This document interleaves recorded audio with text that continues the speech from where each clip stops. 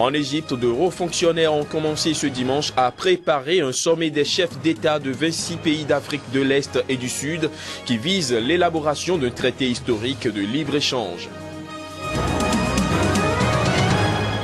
Le procès d'anciens dirigeants du groupe pétrolier public algérien Sonatrach au centre d'un vaste scandale de corruption a été reporté ce dimanche, peu après son ouverture à Alger. En Turquie, le parti du président Erdogan est arrivé en tête aux élections législatives de ce dimanche, mais pourrait perdre la majorité absolue qu'il détenait depuis 13 ans au Parlement. À l'instant, les principaux titres à développer dans cette édition. Bienvenue à tous. En Égypte, de hauts fonctionnaires ont commencé ce dimanche à préparer un sommet des chefs d'État de 26 pays d'Afrique de l'Est et du Sud qui vise l'élaboration d'un traité historique de libre-échange. Ce sommet doit démarrer dans 3 jours à Sharm el-Sheikh en Égypte. Plus de précisions à travers ce reportage.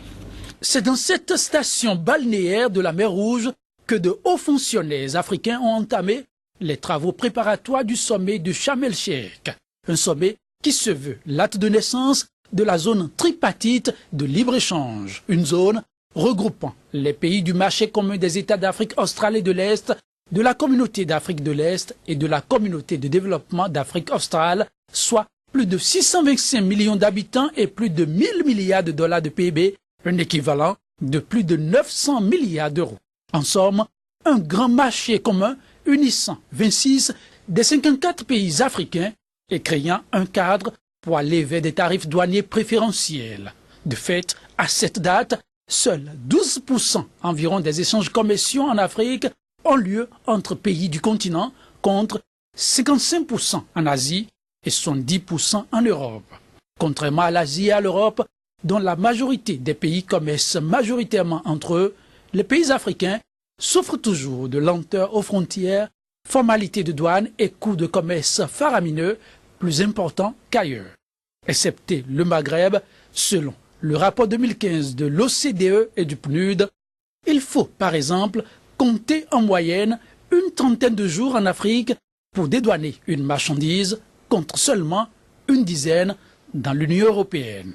Avec la tripartite, l'Afrique va surprendre le monde, a assuré la commissaire au commerce de l'Union africaine, la Tchadienne, Fatima Aram Assil, lors du Forum économique régional qualifié de Davos africain tenu il y a une semaine au Cap. Le sommet de Sharm el-Sheikh entrevoit donc de faire bouger significativement les lignes. En bref, le procès d'anciens dirigeants du groupe pétrolier public algérien Sonatrach au centre d'un vaste scandale de corruption a été reporté ce dimanche, peu après son ouverture, en raison de l'absence de plusieurs témoins clés.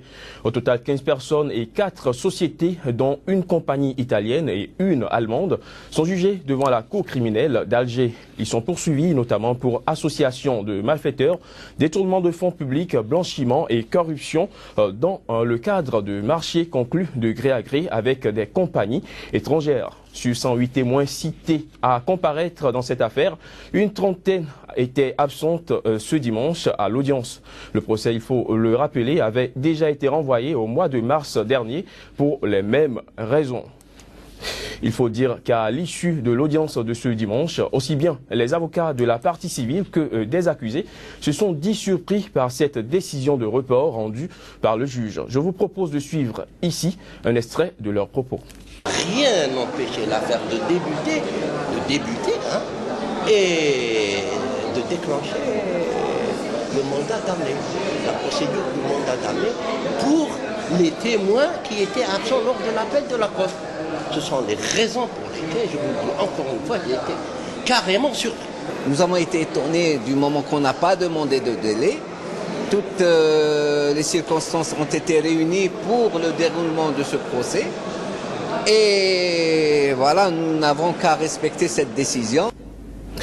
En Gambie, la chargée d'affaires et représentante de l'Union européenne, Agnès Guillot, a été déclarée persona non grata par le président gambien Yaya Jammeh et va être expulsée du pays. L'annonce a été faite en fin de semaine par la télévision nationale gambienne dans son édition de 20h. Le communiqué du gouvernement gambien, qui n'apporte aucune explication sur les réelles motivations de cette expulsion, indique que la représentante du bureau de l'Union européenne sur place à Banjul a seulement 72 heures pour faire sa valise. Une décision qui surprend plus d'un à Bruxelles.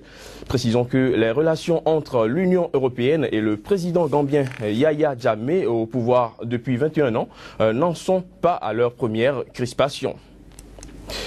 2 Russes enlevés en janvier dernier dans la région du Darfour, dans l'ouest du Soudan, ont été libérés par leurs ravisseurs. Une information confirmée samedi par un porte-parole de l'ambassade de Russie à Khartoum. C'était lors d'une conférence de presse en présence des 2 otages libérés. Les images.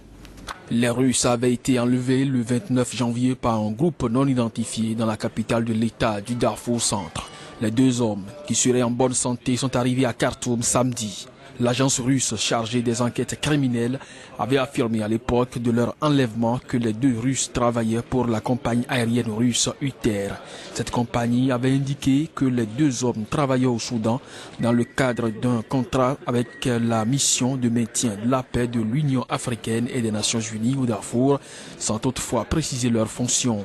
La MINUAD est déployée depuis 2007 pour protéger les civils et sécuriser l'aide humanitaire destinée au Darfour. Cette région de l'ouest du Soudan est en proie à des violences qui ont fait plus de 300 000 morts et 2 millions de déplacés depuis le début en 2003 d'une insurrection de rebelles appartenant à des tribus non arabes contre le pouvoir central de Khartoum.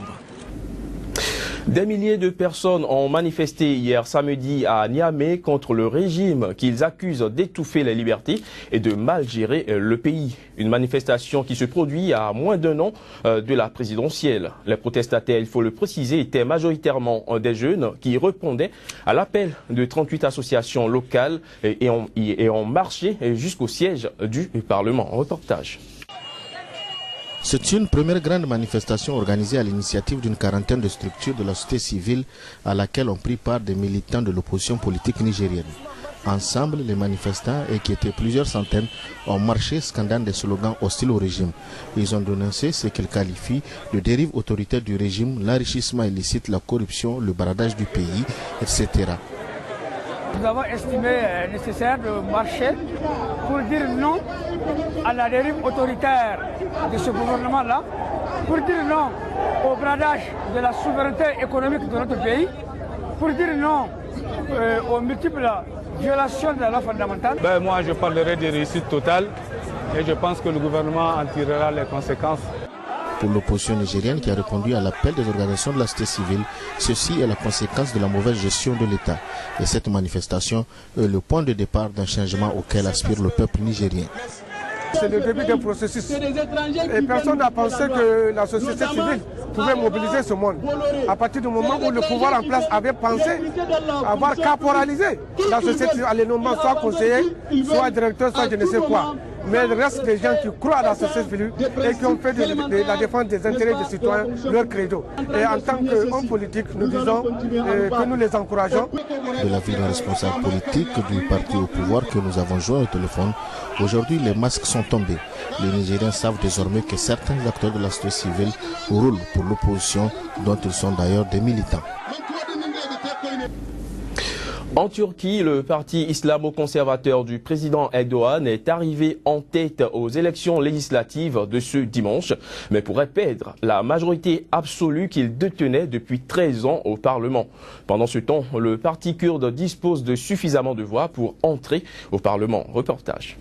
Excepté quelques incidents isolés dont une brève échauffourée entre électeurs au sud-est du pays, le scrutin s'est déroulé dans le calme.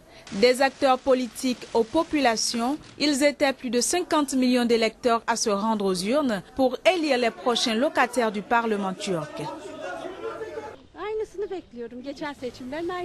On attend la même chose qu'aux dernières élections. On veut que ce soit les mêmes personnes, on n'attend rien de plus. J'attends que le barrage saute et que nous vivons dans une vraie démocratie. C'est ça le plus important dans notre pays. Il nous faut une justice sereine, une souveraineté citoyenne. Mon plus grand souhait est de vivre dans une vraie démocratie et rien de plus.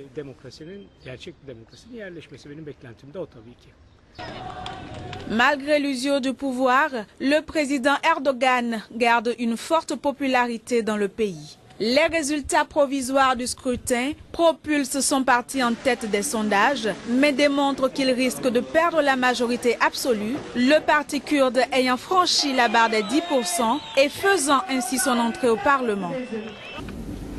La Corée du Sud a fait état ce dimanche d'un 5e décès dû au coronavirus MERS.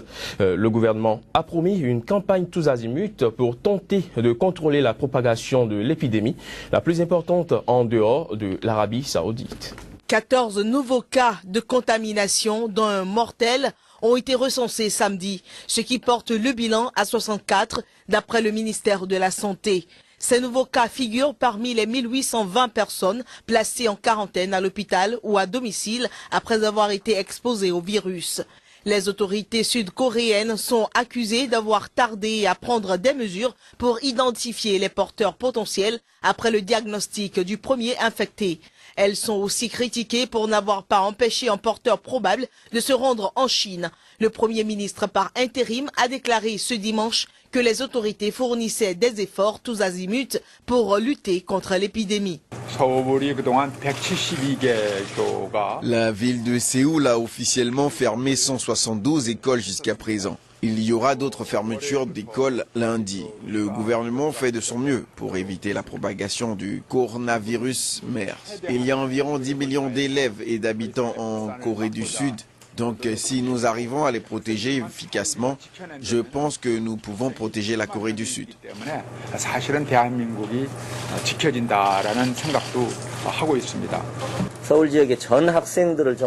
À partir de lundi, nous allons vérifier la température de tous les étudiants de Séoul. Nous pensons que le ministère de l'Éducation doit prendre une part active dans la gestion de l'épidémie de coronavirus MERS. Le premier cas avéré de coronavirus MERS, un virus plus mortifère mais moins contagieux que celui du syndrome respiratoire aigu sévère, avait été constaté le 20 mai chez un patient de retour du Moyen-Orient. Les autorités ont appelé la population à ne pas céder à la panique, car les 64 personnes contaminées se trouvaient déjà à l'hôpital. Plus de 20 pays ont été touchés par le virus pour lequel il n'existe jusqu'ici aucun vaccin ou traitement. Selon le dernier bilan de l'OMS publié jeudi, 1179 cas d'infection ont été confirmés au niveau mondial, dont au moins 442 mortels. Fin de cette édition, merci de nous avoir suivis.